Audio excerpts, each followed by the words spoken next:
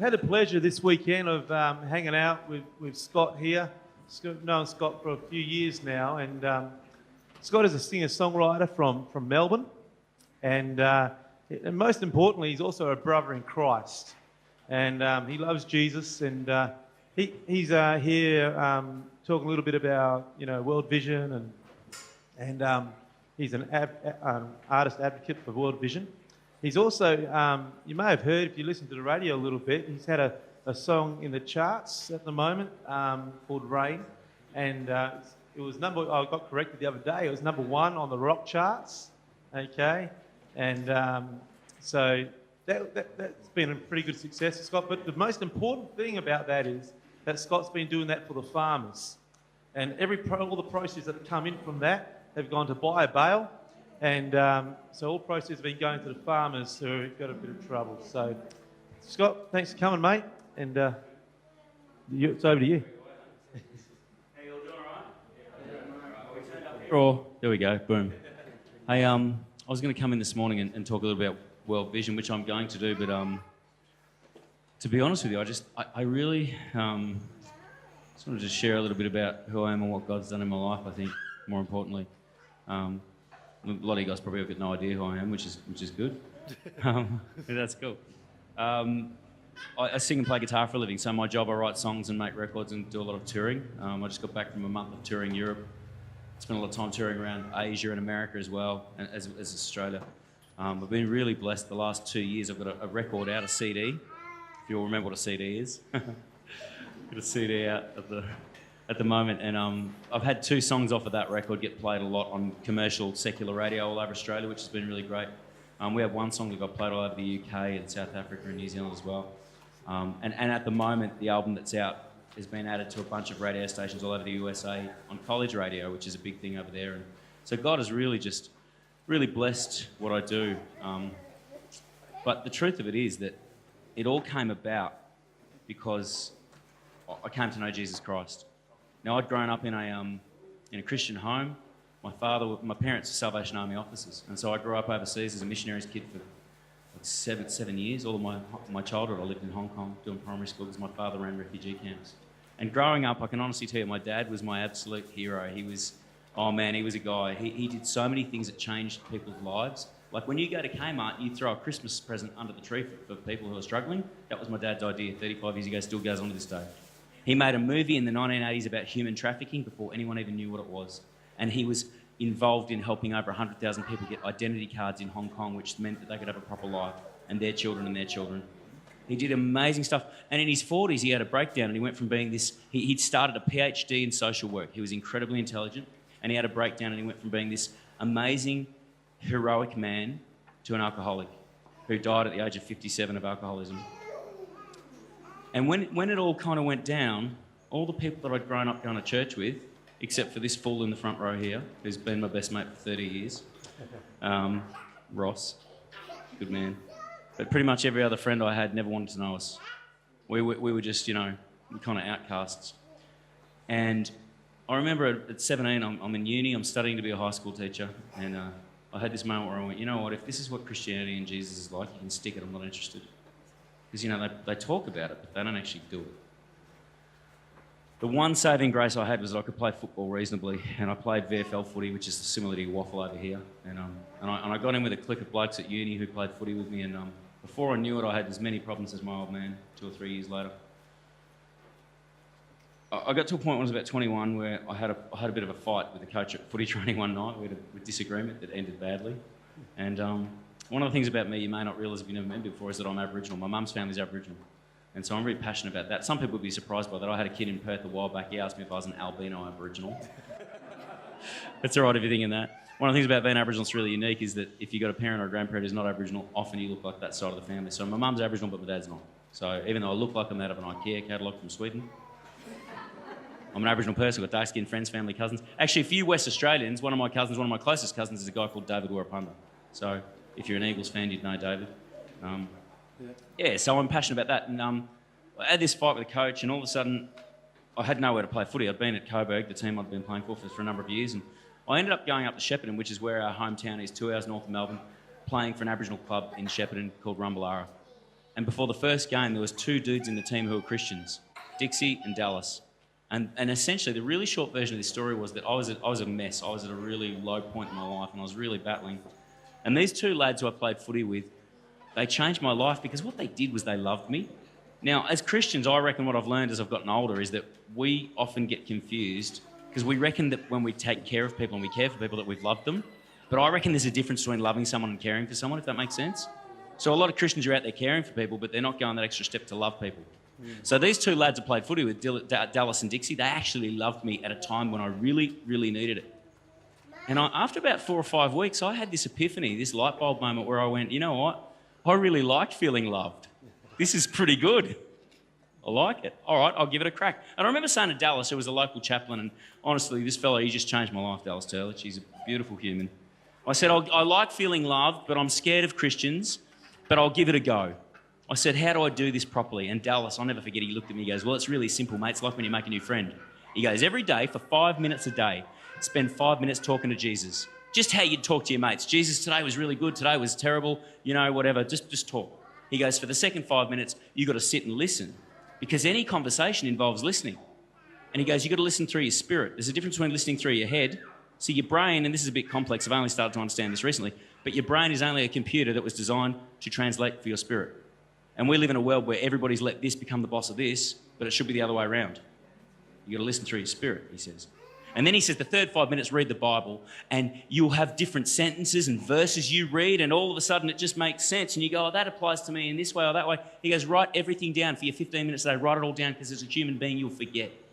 And then he said after 28 days, if there's no difference in your life, then at least you can say you've had a really good crack and you've put God to the test and you've had a genuine attempt. And he goes, if your life is better, then awesome. It's cost you nothing. So I started. 28 days of it. Best thing I ever did.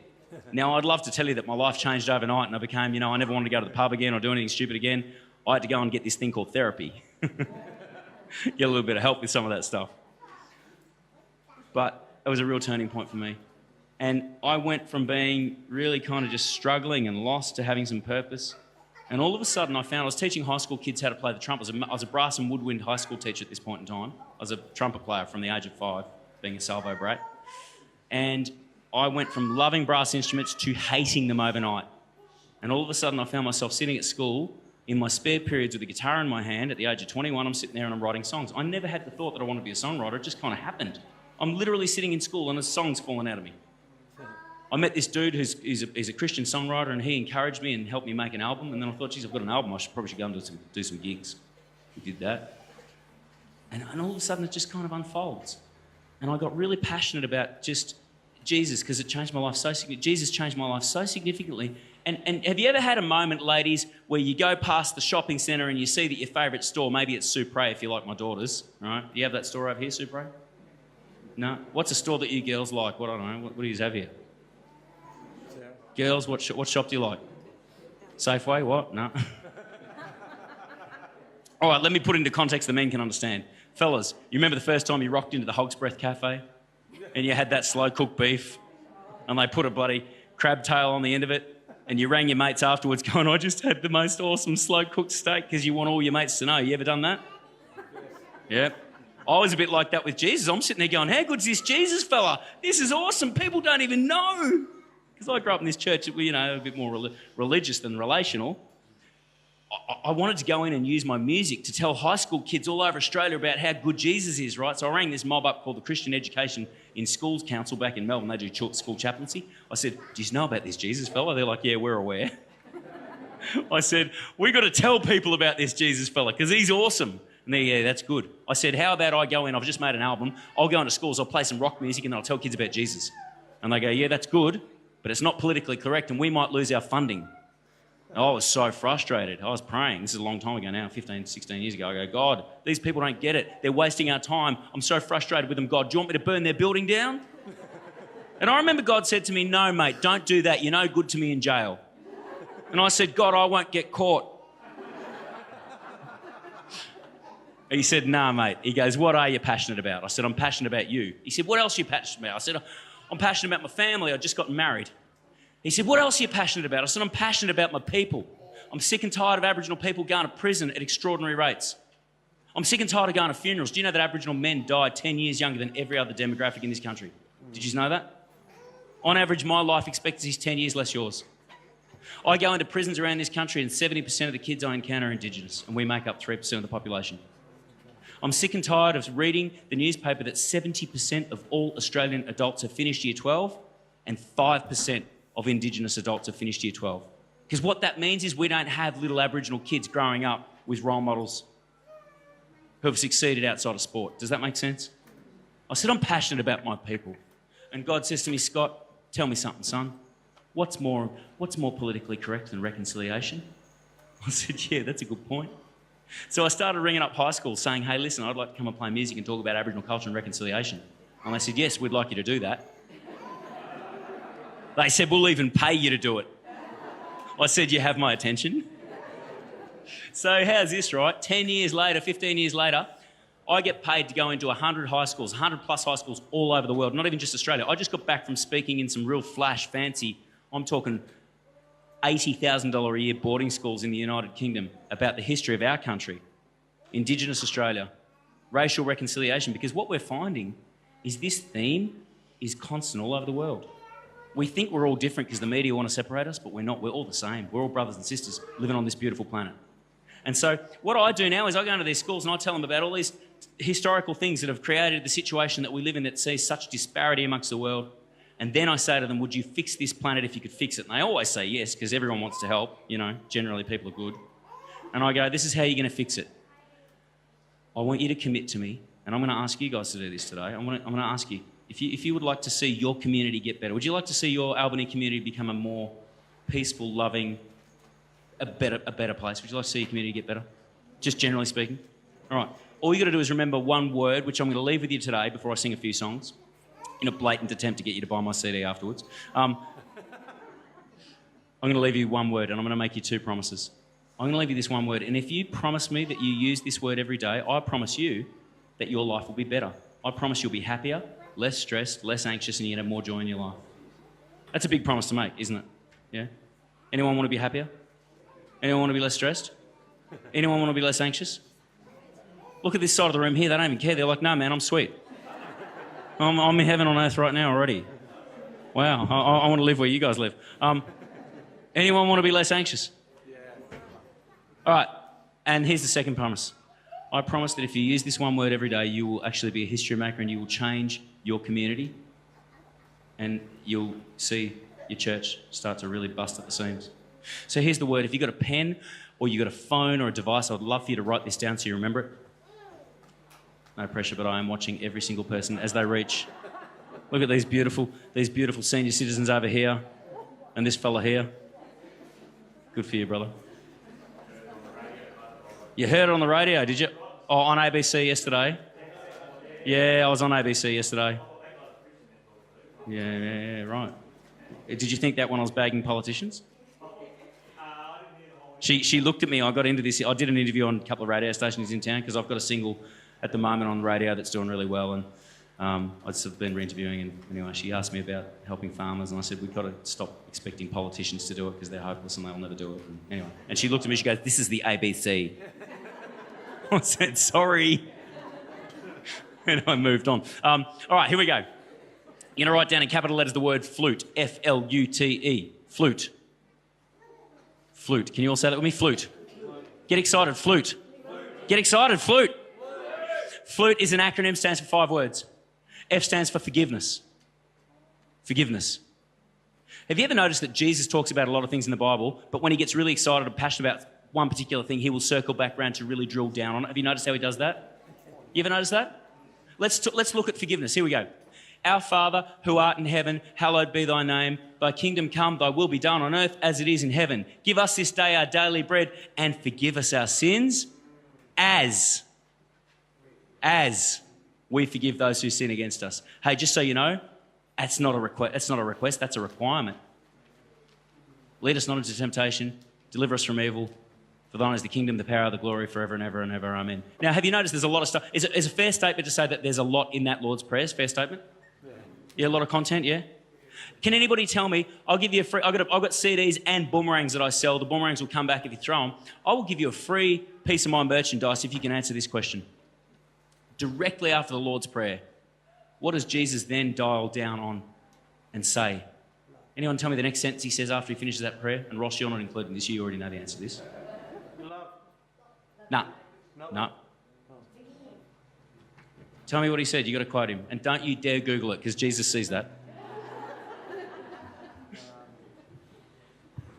What he says, and you know what? He could have talked about a number of different things out of that section of his prayer, because there's a lot in it. But he dials down onto one bit. He says, how do you expect your Father in heaven to forgive you if you can't forgive your brother here on earth? Now, Jesus is not saying that because he's an ogre who wants to punish you. You know why God wants you to forgive people? You ever met an old person who's miserable and bitter and nasty? You know those horrible old people? I asked this... No, I'm not saying you fellas here. That bloke scares me. I've got to tell you, I ask this question to 100,000 teenagers a year in high schools every single day, and there's always one kid in the audience who goes, yeah, it's my grandma. Do you know those miserable, bitter old people? Do you know the ones I'm talking about, the bitter, nasty? I tell you, you know why they turn out bitter and twisted and horrible? Because they don't forgive. You ask them every single thing anyone's ever done to them, they store it up, they carry it around, they remember it, and they will tell you about it. Forgiveness is like cancer.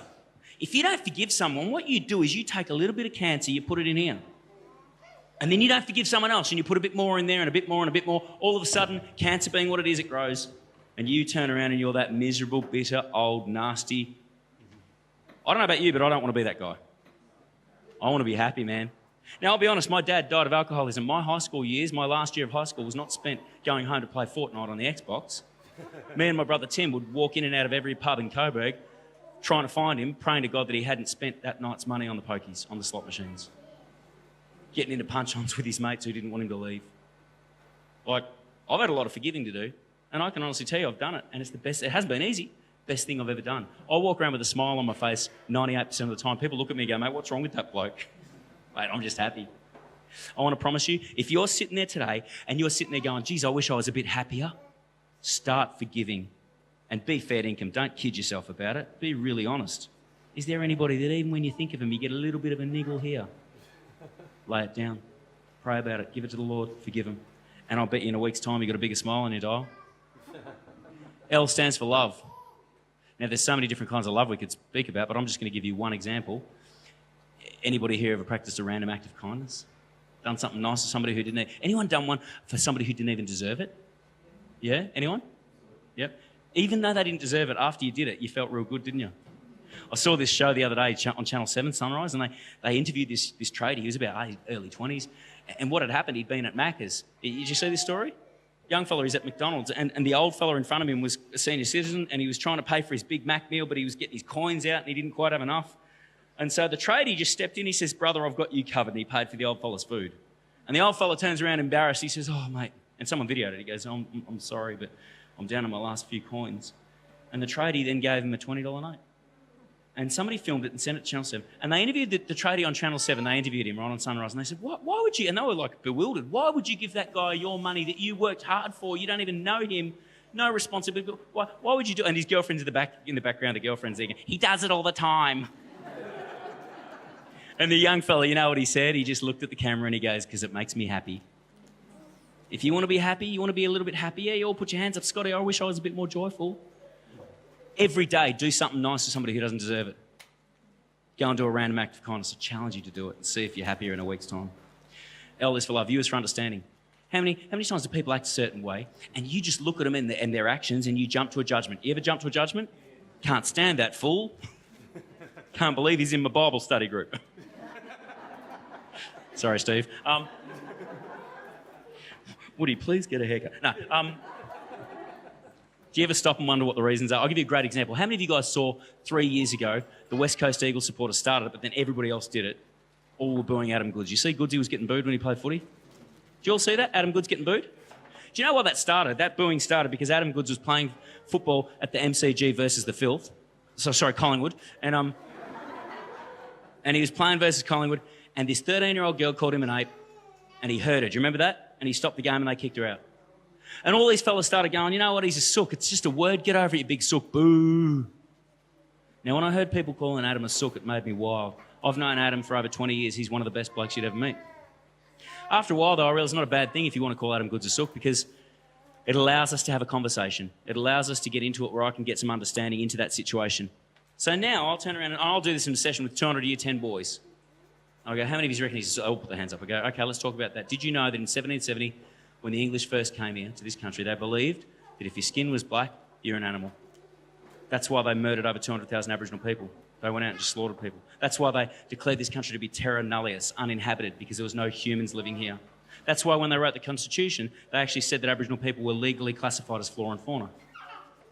Because of that belief, it was connected to the belief that when they saw our women having their babies, that we weren't fit to raise them because we are animals.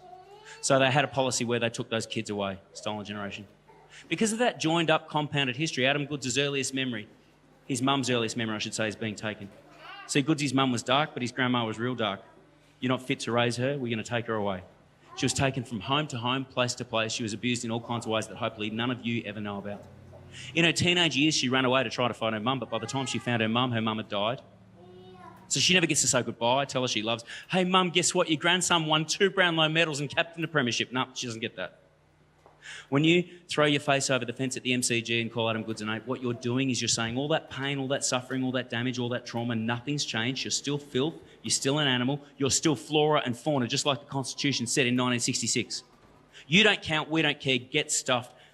And to Aboriginal people, that's why it's a big deal. Does that make sense? You with me? And then I'll turn around to that same bunch of year 10 boys and go, how many of you think he's a sook now? And not one hand goes up. Isn't that amazing what a bit of understanding will do? Next time you feel frustrated with a person, feel angry, you want to jump to a judgment, I'll challenge you, step back for a minute, take a breath, and ask yourself, what's their story? What have they gone through? What's their history? And I bet it makes loving them, forgiving them a whole lot easier. T is for tolerance. Tolerance is the ability to put up with people or things that upset or annoy you. Tolerance is really, you know what it is? It's actually just the ability to go, I know you're wrong and I know that I'm right, but I'm actually such a settled person, I don't need to prove it. Have you ever noticed how much people love to be right? Dead set, I reckon some people sooner be right than have friends. When you tolerate a person, what you're actually choosing to do is go, I will forgive you immediately. I won't let things build up to that level of aggression where I've got to get my didgeridoo and smash you and run real fast. You cut a problem off at the root source. I often tell a story that happened here in Albany, actually, to do with this. There's a guy who plays football for North Melbourne. He used to play at Collingwood. He's called Marley Williams. He comes from Albany. You might remember this story. A few years ago, Marley was at the pub here on his summer holidays. A couple of bogans went into the toilets and bashed him just to be heroes. Poor old Marley Williams, he gets bashed just for being a Collingwood player. He's cut and he's bleeding and he's bruised and he gets out of that toilet and he has a response that we've all had. Be honest, anyone ever felt this way? You're wrong, I'm right, I'm not going to back down and you are going to pay. Anyone ever felt that way? Look at all the people who are sitting there going, no, I'm Jesus, I've never. Let me ask you again, have you ever felt that way? Marley Williams felt that way. He waited on the street outside that pub here in Albany. And what the boys who jumped him didn't know is that Marley knows how to box. They come outside, he flogged them. He didn't just flog them, he flogged them. Broke one of their jaw in 3 spots. CCTV camera filmed the whole thing. He got charged by the police. He's about to do 2 years prison. In the end, Eddie Maguire, Collingwood president, came up with the money for him to have a Queen's Counsel. That's a $10,000 a day lawyer. You or me, we're going to jail. Here's this kid, he's 21 at the time. He's spent his whole life working for one goal, to play AFL footy. Do you know how hard that is to get drafted? His mates went to parties, he didn't, he got an early night. His mates went to school this week on Roto, he didn't do that, he ran up and down sand dunes. But it paid off because he got drafted by the biggest team in the country and he's making $300,000 a year. And all of a sudden somebody does something where he goes, you're wrong, I'm right, I'm not going to back down and you are going to pay. And he nearly throws away everything he spent his entire life working for in 3 minutes. I don't know about you, but I reckon that is ridiculous. I wonder how many marriages in our country could be saved by people who had a bit more tolerance, had the ability to go, I know you're wrong and I know that I'm right, but I'm going to take a breath and I'm going to forgive you immediately and we'll talk about it when we're both rational. I'm going to forgive you. Tolerance is powerful. E, my favourite one. Here's the last one. You've got to write this down. E. E stands for empathy. How would I feel if it was me? How would I feel if it was me? Have you ever met somebody who gets around on a daily basis going, I will treat you a certain way, but if you dare to treat me that way, I will lose my mind? Anyone met someone who gets around like that? It drives you wild, doesn't it? It's not right. Hey, church, I've got to ask you this question before I sing you a couple of songs. If every person in your congregation made a conscious decision to show 10% more flute to every person you meet on a daily basis, would your congregation in your church be better or worse? No, honestly, would it be better or worse? I don't for a minute, and I don't say this disrespectfully, but I don't for a minute believe that you are all showing as much forgiveness, love, understanding, tolerance and empathy as you possibly could, because you're human, because we're all broken and we're human.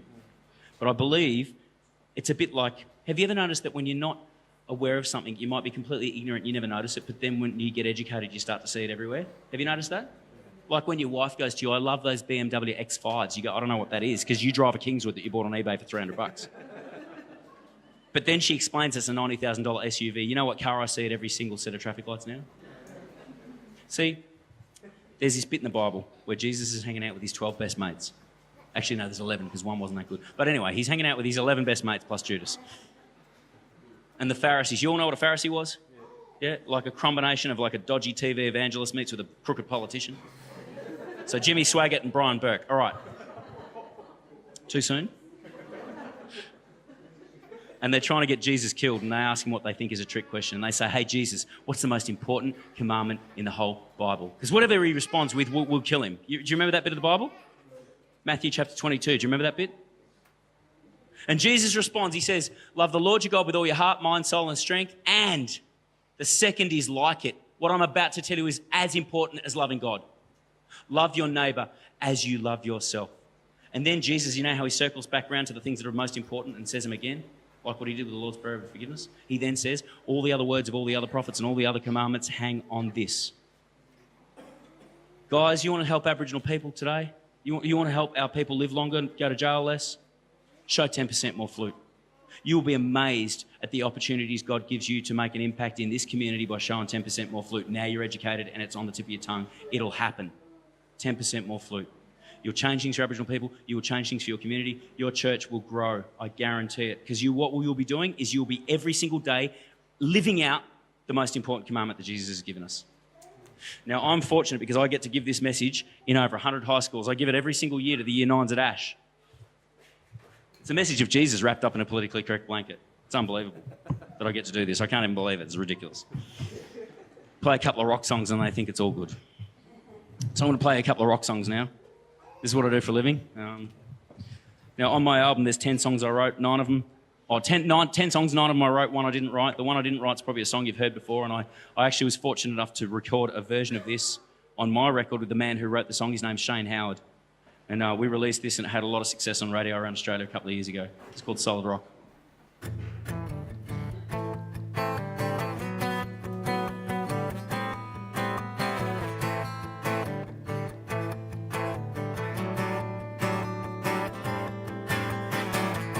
Out here nothing changes, not in a hurry anyway. Feel the endlessness coming up the light of day. We're talking about a chosen place. Wanna sell it in the marketplace. Well,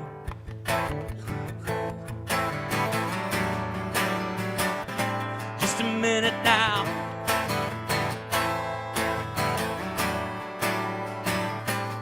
Standing on a solid rock. We're standing on sacred ground. We're living on borrowed time, and the winds of change are blowing down the line.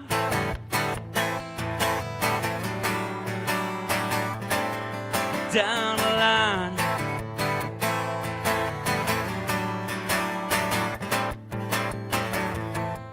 Down around the dawn of time, the dreaming all begun.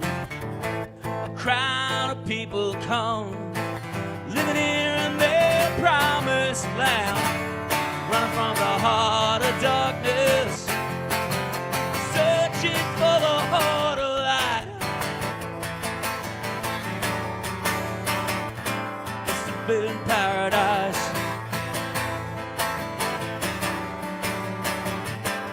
Standing on a solid rock, standing on sacred ground. We're living on borrowed time, and the winds of change are blowing cold that night.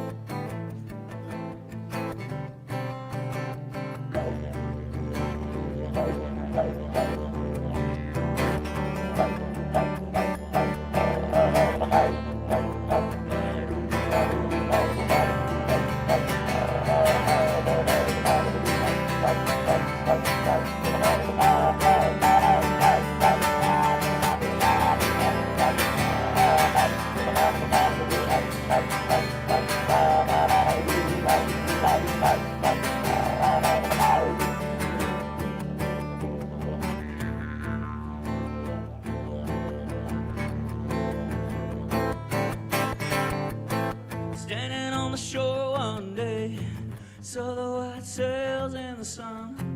Wasn't long before you felt that sting. White man, white low, white gun. Tell me that it's justified. Someone held that light.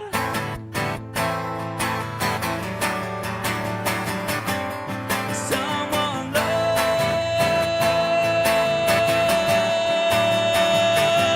We're standing on solid rock.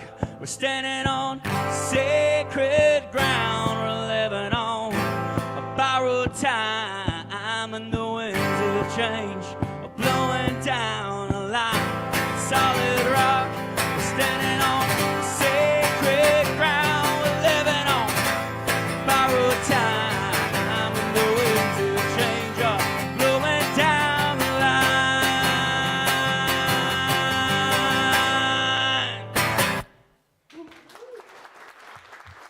Hey, thank you. I was going to sing another song off my record because I've got CDs for sale and boomerangs for sale, like I said, but I'm actually not going to do that. I'm just going to finish with one more song, if that's all right. Is that cool? Yep. And this is a really old song. It's not one that I wrote either. I can honestly say that the last 10 years have been an amazing journey, and I've learned a lot of stuff. And it's just the beginning, you know. It's like we're still rolling into this thing. And the number one thing I've learned is that I just got to trust God that whatever happens, sometimes it's the weirdest things that happen, and they make no sense at the time. But when I just say to God, that's totally cool, you do what you're going to do, open the doors you want to open and close the doors you want to close, and I'm really cool with that, that's when the best outcomes in my life come. So I want to finish with a song that's hundreds of years old. It was written by a guy called Horatio Spafford, and he wrote it at a time when his wife and 2 daughters had just been on a ship that sunk and the daughters drowned, and he got a telegram saying, saved alone. And at a time that he must have been going through unbelievable grief, he had the faith to write this incredible song where he sings, whatever my lot has taught me to say, it is well with my soul. Amen. And I love this hymn because it just talks about, I think, whether you're Scot Darlow going around touring or you're Steve Fisher who's making an impact into kids' lives in schools here in Albany, or whatever you're at, if you can have that attitude and take that mentality of FLUTE into every situation you go into and trust that God has got the best in store for you, that's heaven on earth right there. So if you want to sing along, that's cool, you can do that. This is a beautiful song.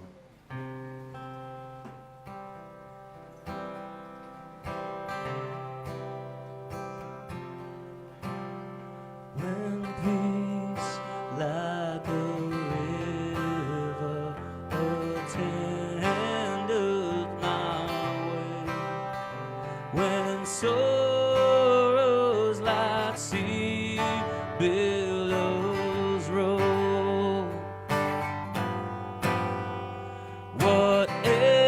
whatever my lot, thou hast taught me to say, it is well with my soul. It is well with my soul.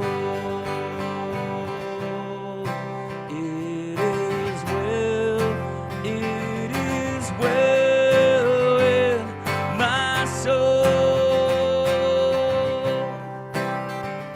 Though Satan should buffet, though trials should come, let this blessed assurance control that Christ has regarded my helpless estate and has shed his own blood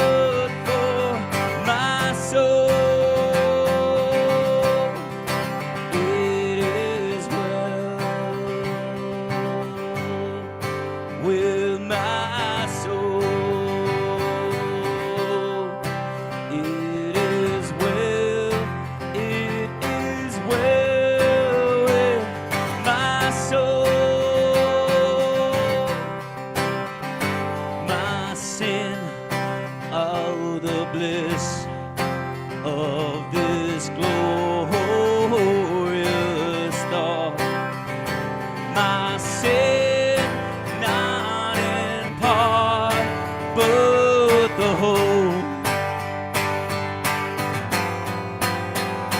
is nailed to the cross, and I bear no more. Praise the Lord, well, praise the Lord, oh my soul. It is well with my soul. It is well with my soul.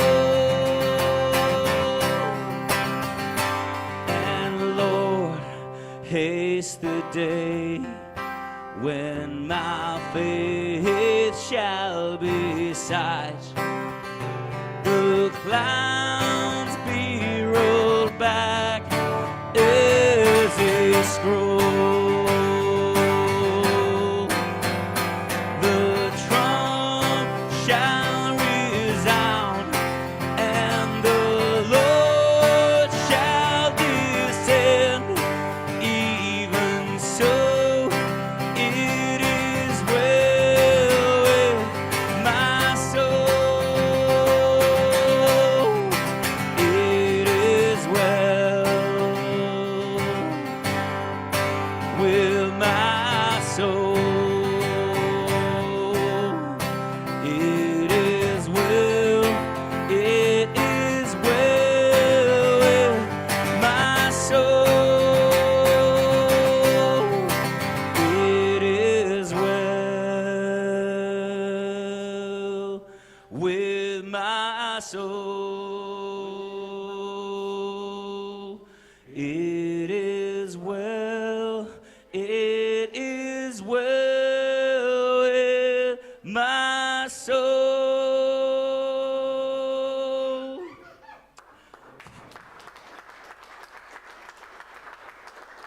Father God, we just thank you for this church and this beautiful community, and thank you for the amazing people here. And Lord, I pray that you would be in this place. Show us all who we need to show more forgiveness, love, understanding, tolerance, and empathy to. And I pray, Lord, that we can give people in this community a taste of the love that you have for them by the way we choose to encounter them, and see your Holy Spirit sweep through and take this city on fire for you, Jesus. Amen.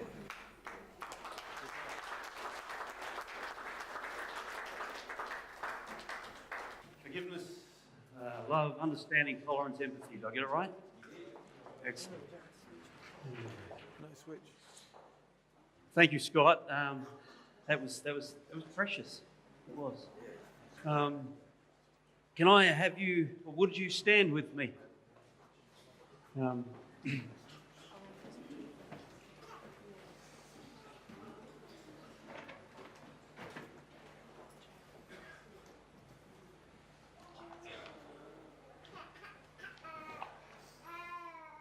remember sitting on my veranda, my grandfather's veranda, with my older brother and my older sister. Stephen wasn't born yet.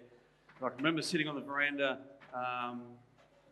next to my grandfather, sitting on his old chair and telling us stories about the war. Just a little boy. And I can remember looking at him, and I can remember seeing this man. And the thing that has been impressed upon my mind has never left me is that he had huge hands, these massive hands. And I looked at those hands, and those hands to me were just so strong. They said to me that this was a strong man, you know. But in reality, now that I'm older, I know he wasn't strong, you know. I know he was an old man. I know that his health was failing, and he wouldn't be long with us, you know. But my abiding memory of this man was that, sitting there, listening to him tell me these stories of what life was like for him as a young man and what he endured. And there's mythology in our family about his escapades and the things that he got up to in France, and I don't know how much of it's true, you know, but I love it, you know. He came home from war. He came home wounded. He came home as a hero, and he's a hero in my heart. And not only here, but today, certainly this day, we want to pause and we want to remember the heroes that have gone before us. And we are asked by our society, indeed by the free world, we are asked to stop and remember, aren't we? We're asked to stop and remember those who died and suffered in the great tragedy of war. It is 100 years today. It's 100 years since silence fell on the Western Front. I've got this wonderful little poem. I really wish I'd brought it in. It's on my office wall at work, you know, and it describes French villages, and it describes the sound that they heard.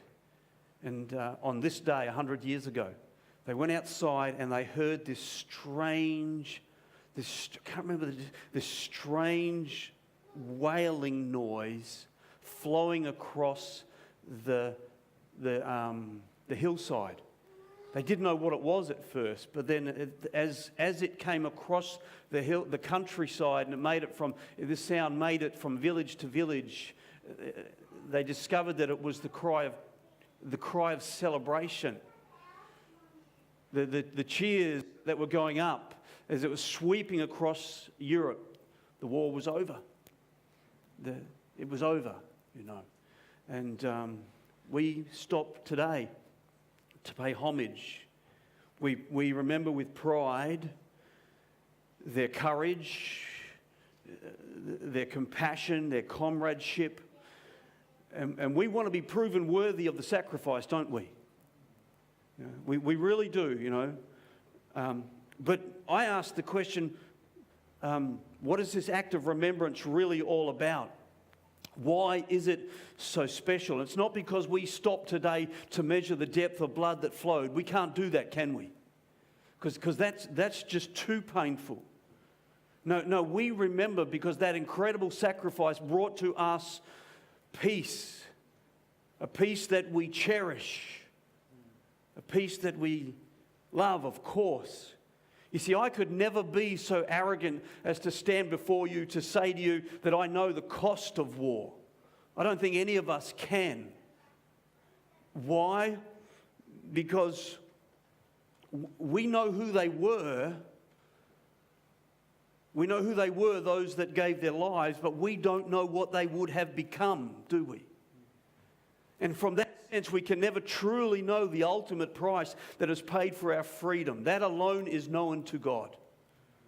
What they would have become, what they would have done, what they would have accomplished in this society, we don't know. So yes, we remember them, but we don't want that memory to simply rest and just be about the blood-soaked battlefields of this world. No, we want that memory, to continue in our hearts, in our lives, in our children, in this to not only testify, but to revel in this glorious light of freedom and peace that has been won for us. And we want to be able to continue on in the same motivating force that brought that about. You know, not the act of aggression, no. The force that was within the people that drove them to that place, you know.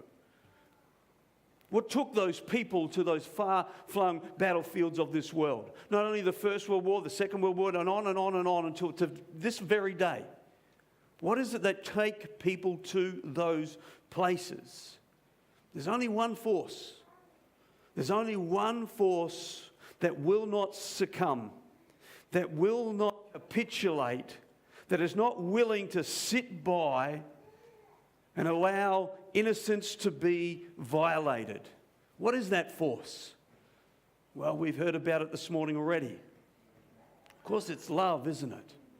Of course it is. That's what Jesus said in John chapter 15. Greater love no man has than to lay down his life for his friends. I had a message this morning I wanted to share with you. It could have been titled Forgiveness, Love, Understanding, Tolerance, Empathy. It's been preached. So I've got you standing. Let's take a moment to be still and to acknowledge and to remind ourselves that indeed we are truly the recipients of a great gift.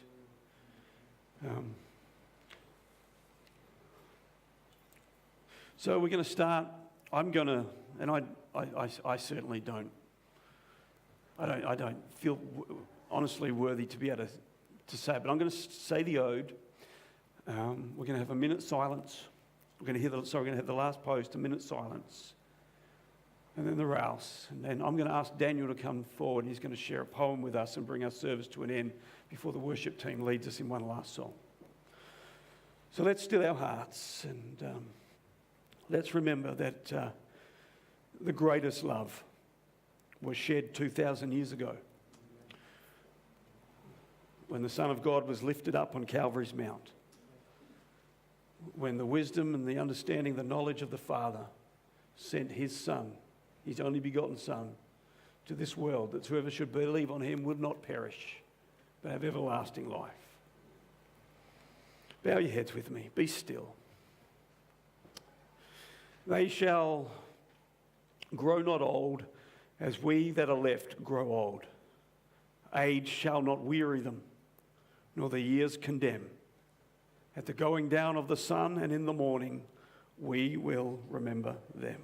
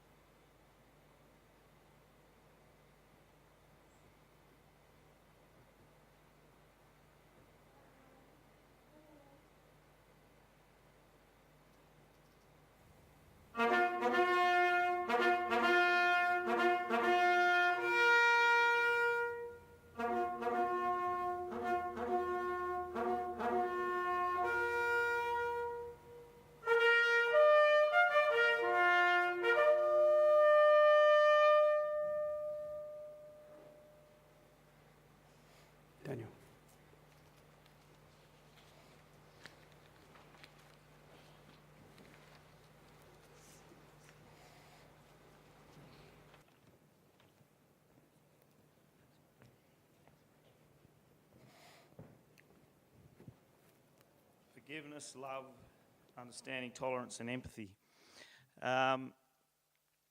Scott was saying this morning that this gentleman who made a difference in his life, you've got to listen to your spirit. So true. I saw something on Facebook this morning by my my wife's sister, sorry. And that's the first I realised that today was a significant day. I just thought maybe the Lord was saying I should write something. So I said to my dear wife, can you drive the car to church? I'm going to write a poem. I need to write something. But before I share it with you, I just want to add to Scott's call to show love and empathy and understanding to everyone, but the Indigenous community. A little story, I've told it before. When I was teaching at a remote Indigenous community in the Kimberley, I was at the community shop. It's the centre of hub of life. A dear old lady, she would have had to have been in her 80s. I'd never seen her before. She was just travelling through the community, an Indigenous lady, and she came to me absolutely grief-stricken and looked me in the eye and said, have you seen little, and I don't know the name of the child. I said, no, sorry, I haven't. And then she said, because they took her and I haven't been able to find her. And that would have been 60 years since they took a child. And she was still going up to strangers. Have you seen my little girl? So, people that say just move on and forget, maybe they don't know what it is to feel pain. So this one is Lest We Forget. So, a tough and hardy breed, sure of foot, at home on steed. Others, too young to need a razor yet. Steeled muscles, tempered, subduing virgin land. A young nation, grafted into an ancient land. Willingly into hell they went, fires of adversity many already knew too well. Crack shots. A rabbit is but a small target after all. Hardship, deprivation, embraced, then endured. Mates together, reinforcing the whole. Blood's sacrifice, crimson mud, a fairer, deeper, richer jewel is yet to crown the earth. Their dreams traded for a nightmare, that we might live to pursue our own in this fair land, Australia. May misconceptions, hatred, racism die. Forge a new brotherhood and understanding with the descendants of those who, at the declaration of terra nullius, already covered and knew this land better than we ever will. Earthly peace I see is a fragile thing, bought by the broken. It will not last. Broken one whose crimson blood stained Golgotha's hill, whose sacrifice brought lasting peace for me. I remember them in deep humility. No greater love than death's sacrifice for me.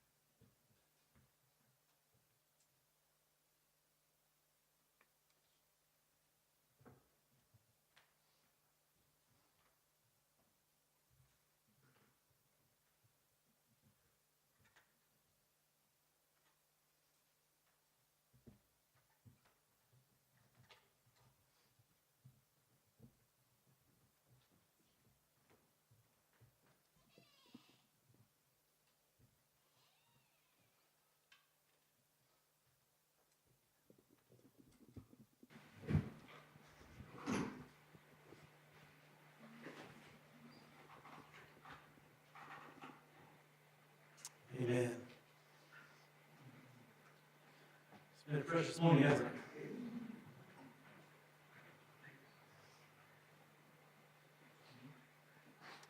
We're seeing Christ is risen.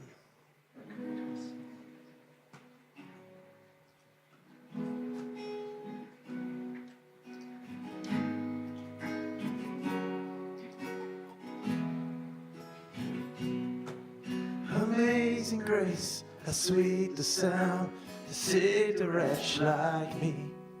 For I once was lost, but now I'm found. Was blind, but now I see. Hallelujah.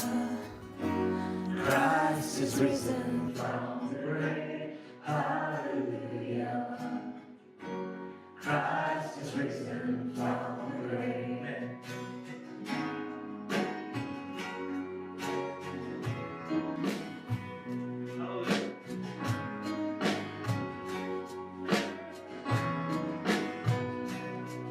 The prodigal is welcome home, the sinner now is saved.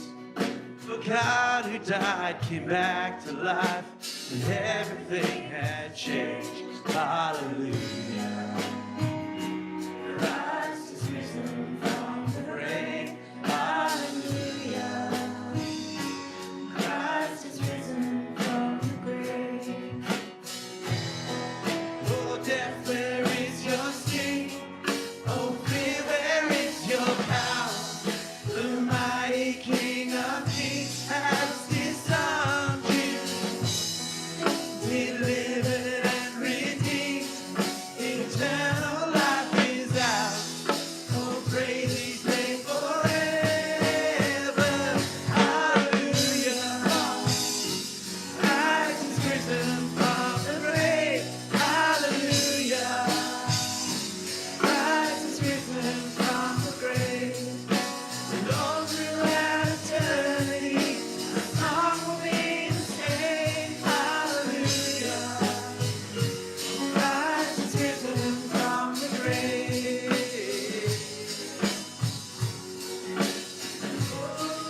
Oh, Christ is risen.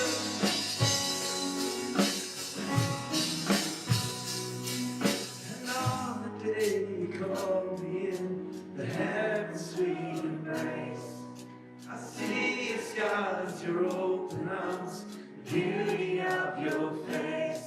Through tears of joy, I lift my voice, everlasting praise. Hallelujah. Christ is risen from the grave. Oh, death, where is your sting? Oh, fear, where is your power? The mighty King of Kings has disarmed you, delivered and redeemed. Eternal life is ours. Oh, praise His name forever. Hallelujah. Christ is risen from the grave. Hallelujah. Christ is risen from the grave. All throughout eternity, the song will be the same. Hallelujah. Christ is risen from the grave. Oh, hallelujah. Christ is risen from the grave. Hallelujah. Christ is risen from the grave. All throughout eternity, the song will be the same. Hallelujah. Christ is risen from the grave.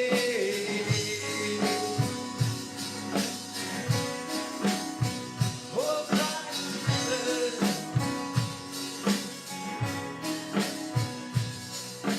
All throughout eternity, the song will be the same. Hallelujah.